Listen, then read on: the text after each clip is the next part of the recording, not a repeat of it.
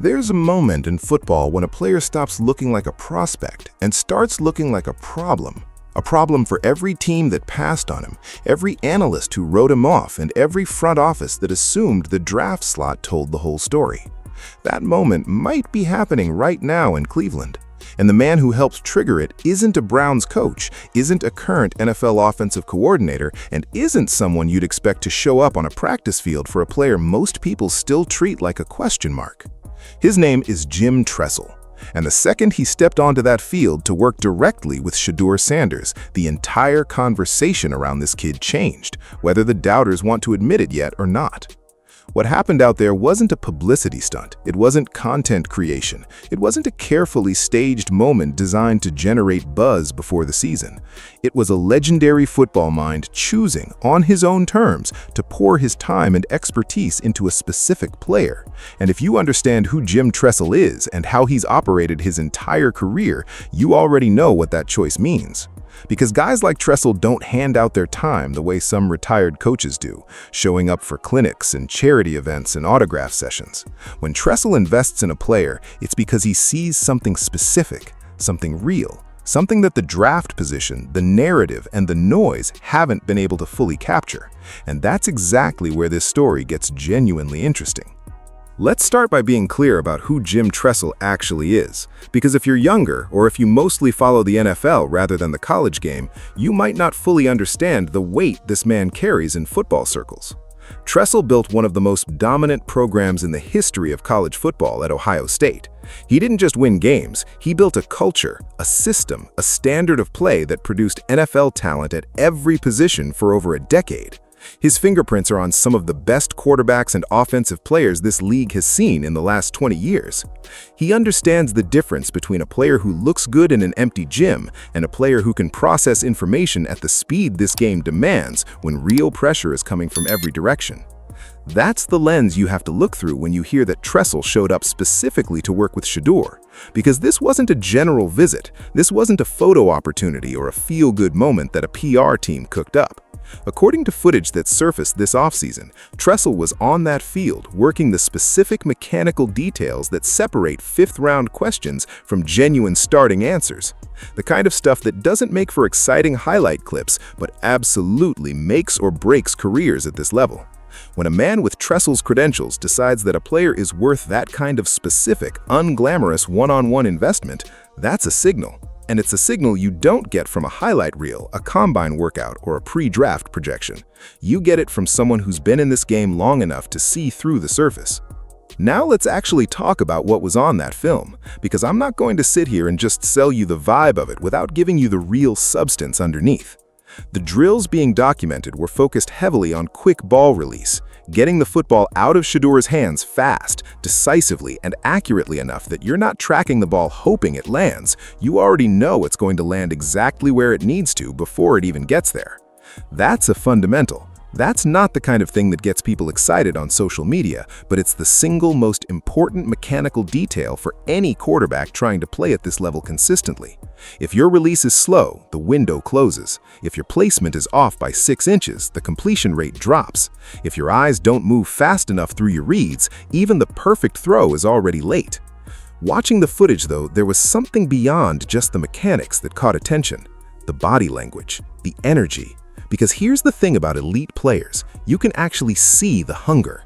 You can see when a guy is grinding through reps because it's scheduled versus grinding because something inside him refuses to be anything but great. From what was documented in those sessions, Shedeur falls into the second category, sweat dripping, hat pushed back, locked into every single rep like the outcome of the drill is personally meaningful, not because cameras are rolling, but because the work itself matters to him at a foundational level. That combination of genuine grind and unshakable confidence in the middle of it is rare.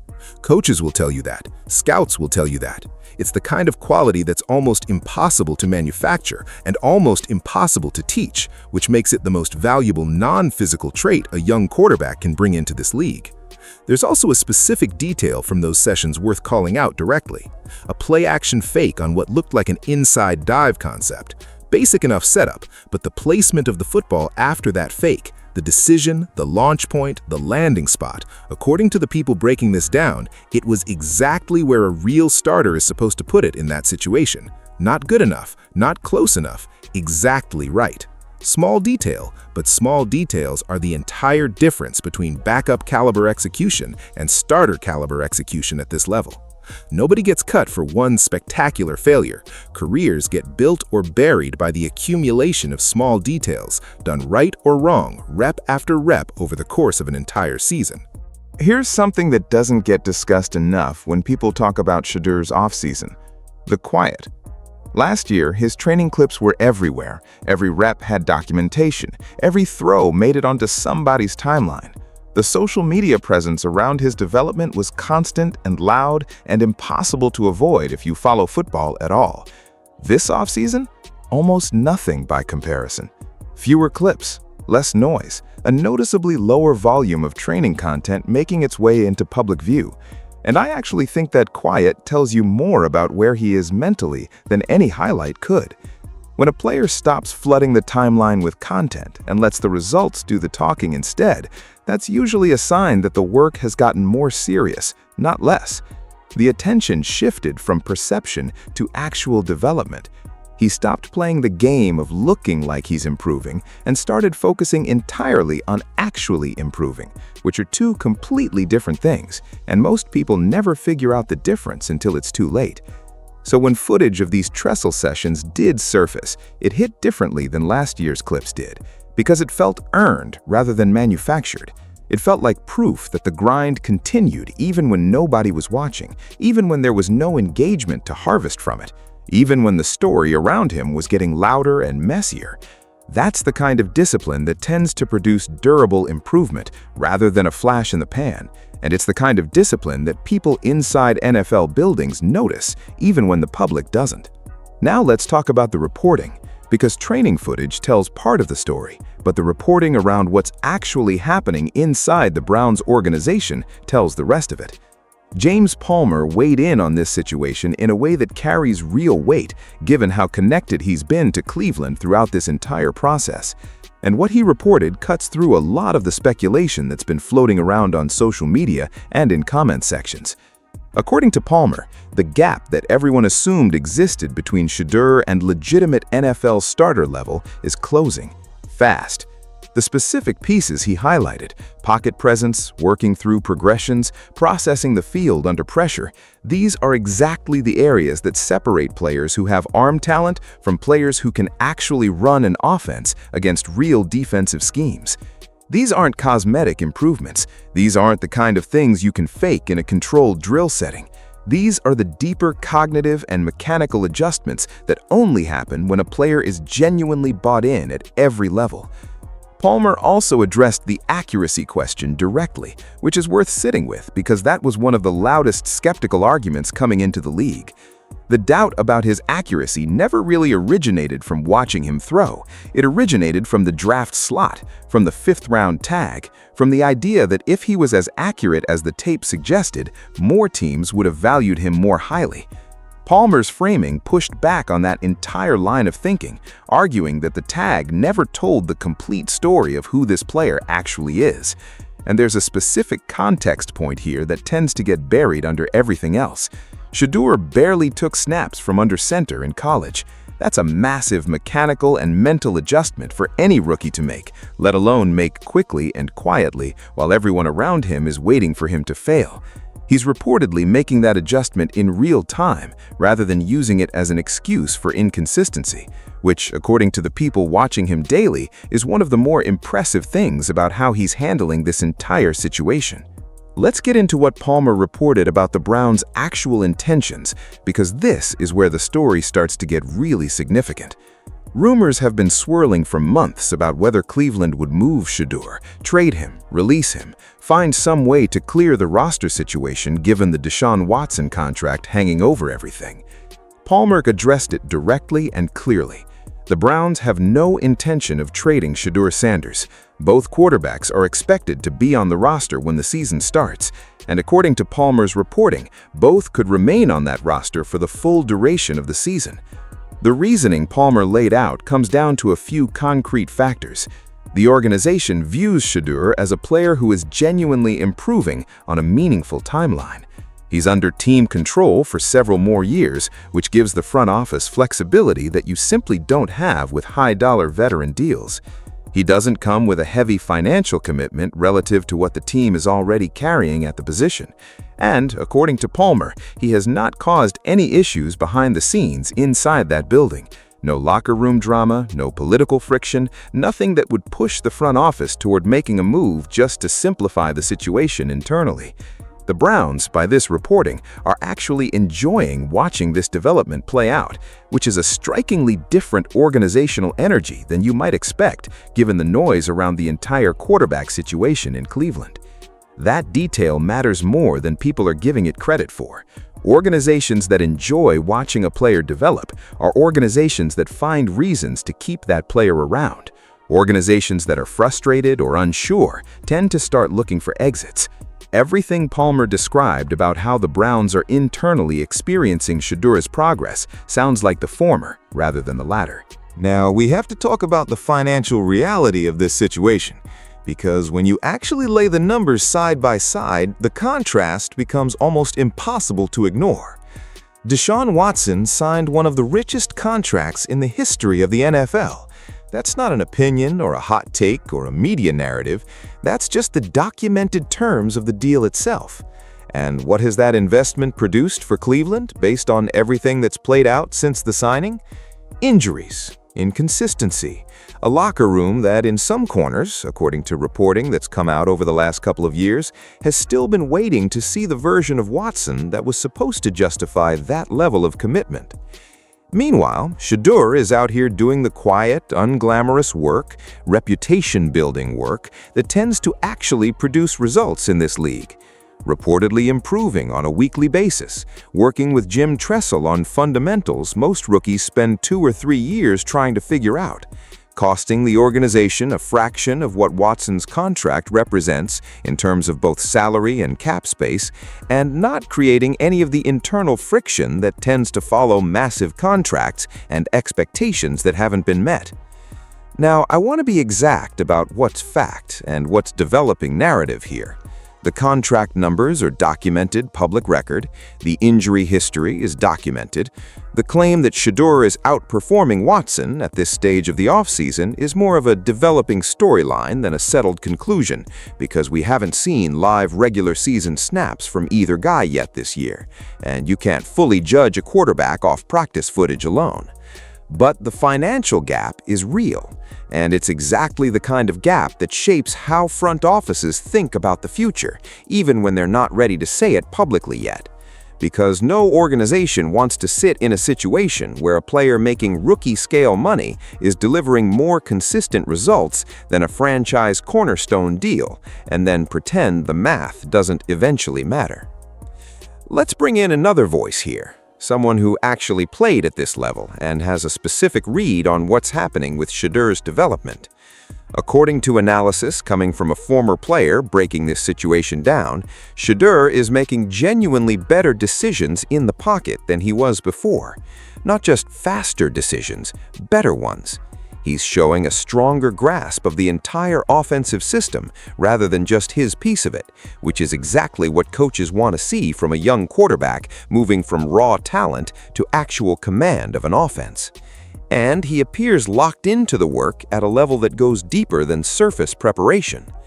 The former player's read, and he framed this explicitly as his opinion rather than a certainty, is that Shedeur could realistically outplay Watson through the rest of training camp and into the preseason, and that if that happens, Shedeur becomes the starting quarterback. Simple as that. The argument supporting that read comes down to a few specific points. Give him real weapons, give him an offensive line that can hold up, put him in front of a coach who, by multiple accounts, wanted to draft him before this entire situation unfolded, that coach being Todd Monken, who has come up repeatedly in reporting around the Browns' internal enthusiasm for what Shedeur brings, add first-team reps, something he reportedly never got in a meaningful way last season, and then actually evaluate him fairly, rather than through the filter of a draft position that might have undersold him from day one. Up until this point, there has always been some kind of asterisk attached to every evaluation of Shedeur Sanders. He didn't have the talent around him to operate the way a real starter needs to. He was thrown into situations that weren't designed for him to succeed. He never got a genuine first-team look against real competition in a controlled environment. According to this analysis, those asterisks are disappearing fast. For the first time, the setup is there. The resources are there. The belief from at least one key coach on the staff is there, which means if the results don't follow, you can no longer point to the circumstances as the reason. But here's the part of this story that goes beyond film study and performance metrics and contract comparisons. Here's the part that I think might actually be the most meaningful thing happening in Cleveland right now. What Jim Tressel actually brings to a situation like this isn't just mechanical refinement. It's not just the footwork drills, the ball placement work, the eye discipline coaching. What legendary coaches bring that you can't fully quantify with a stat sheet is a certain kind of belief transmission, a calm, a program-building mindset, an ability to make a talented but unproven player understand at a foundational level that his ceiling is higher than anyone outside the building is willing to give him credit for. Think about what that actually does to a young quarterback's processing speed. When a player internalizes a mentor's belief in him, when someone with real credibility and real receipts shows up and says by their presence and their investment, "I see something real in you," what tends to happen is that the hesitation disappears. The extra half-second of doubt that costs a quarterback a completion on a tight window throw starts to shrink. The pocket presence gets sharper, not just because the footwork improved, but because the mental processing is no longer carrying the weight of external doubt. That's what elite mentors do that position coaches can't always replicate. They change what a player believes about himself, and that belief shows up in every decision made under pressure. Tressel didn't build a legendary career by wasting his time on players without real upside. He built it by identifying which players had the internal architecture to actually use the coaching they received. The fact that he chose to invest specifically and personally in Shedeur this offseason isn't just a nice story, it's a meaningful signal about what he saw when he watched this kid work. And that signal, in my opinion, matters more than any single highlight clip or any single drill rep that made it onto social media. So let's zoom out and think about what's actually at stake when the preseason starts and Shedeur Sanders lines up for real competitive reps for the first time with genuine first-team infrastructure around him. Because this is where everything that's happened in the offseason either proves itself or stays theoretical. The setup, by every account that's come out of Cleveland during this offseason, is the best it's ever been for him. Real receivers who can create separation, an offensive line with more stability than he's ever played behind, a head coach in Todd Monken who reportedly wanted this player before the situation that led to him being available in the 5th round. First-team reps in practice, something that was reportedly withheld from him last season in ways that made fair evaluation almost impossible. If Shedeur takes full advantage of this window, the conversation in Cleveland stops being about whether he deserves a shot and starts being about something much more uncomfortable for a lot of people. Why is a player making a fraction of Watson's salary delivering more consistent results? That's the conversation nobody in Cleveland's front office wants to have out loud right now. But it's the conversation that becomes unavoidable if the preseason unfolds the way some people inside that building are quietly expecting it to. Because you can manage roster decisions around money, you can manage them around relationships, you can manage them around organizational politics, but eventually, if the performance gap becomes wide enough and visible enough to enough people, you can't manage your way around it anymore. Here's where I want to give you my honest, personal read on all of this, because I don't just hand you other people's takes and walk away. The Tressel mentorship angle is genuinely exciting to me, and it fits a pattern we've been tracking on this channel for a while now. Shedeur consistently choosing the quiet, unglamorous, reputation-building path over manufactured hype and social media performance. When you see that pattern hold up, even in an off-season where the noise around him is at its loudest, that tells you something real about his character. And character is what the work actually runs on when the cameras stop rolling. At the same time, I want to keep you grounded here because off-season training footage, even training footage with a legend like Tressel standing on the field, is still off-season training footage. It's meaningful, it's a real signal, but it isn't the same as live football against a real pass rush in a real game with the outcome actually mattering. So while I think the signs here are genuinely encouraging, I'd hold off on fully crowning anything until we see this translate into padded practices, pre-season snaps, and eventually regular season reps where the defense is trying to take his head off and the margin for processing error is basically zero. As for the Watson comparison, I think it's fair, and I want to be clear, it's not personal. This is just what happens when you put a historically large contract next to a rookie-scale deal and start measuring outcomes honestly. If Shedeur keeps developing at the rate being described here, the front office is eventually going to have a conversation about whether performance should outweigh the financial obligation already on the books. And based on everything Palmer has reported about the organization's actual intentions, it sounds like Cleveland wants to let this play out on the field rather than force a decision based on money already spent. That's the right call. You don't hand a job to the guy with the biggest contract out of obligation, and you don't bench a promising young player the second a veteran flashes in camp. You let the actual competition decide it, which is reportedly exactly what's set up to happen. Here's the thought I want to leave you with, because I think it's the one that actually matters beyond the Cleveland situation specifically. The NFL has a long and complicated history of letting contracts make decisions that should be made by performance. Teams have kept veterans who stopped producing because of money already committed. They've buried young players who deserved shots because the accounting made it easier. And in almost every case where that happened, they paid the price eventually. Not in money, but in years of mediocre football, while a player who could have built something special was sitting on a bench or playing somewhere else. Cleveland is at exactly that crossroads right now, and the choice they make, not just in terms of who starts, but in terms of how seriously they take what's been documented about Shedeur's improvement this offseason, will say a lot about whether this organization is building towards something real or just managing a situation they've already decided to accept. The film is there, the reporting is there, the mentorship signal is there. What happens next is on them.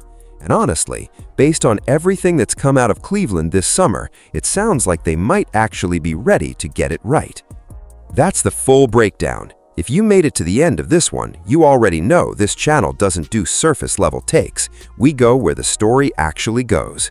Drop your thoughts below. Let me know where you think this situation ends up when the season kicks off. And if you haven't subscribed yet, you already know what to do. This is Dre Reports. We'll see you on the next one.